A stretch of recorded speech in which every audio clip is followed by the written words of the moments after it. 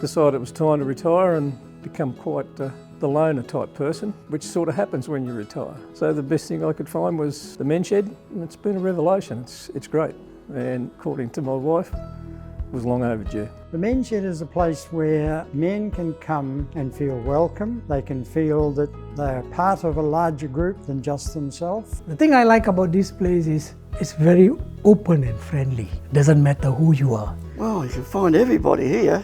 Lots of guys just come here for a talk and a coffee, and that's what we like. You've got long haulage truck drivers, you've got an ex-oyster farmer, you've got teachers, you've got a glazier, and conversations around the table are very interesting with an eclectic group like that. Who wouldn't want to be a part of a group who are laughing, patting one another on the back and enjoying life? Life doesn't stop just because you're retired. Come and try it.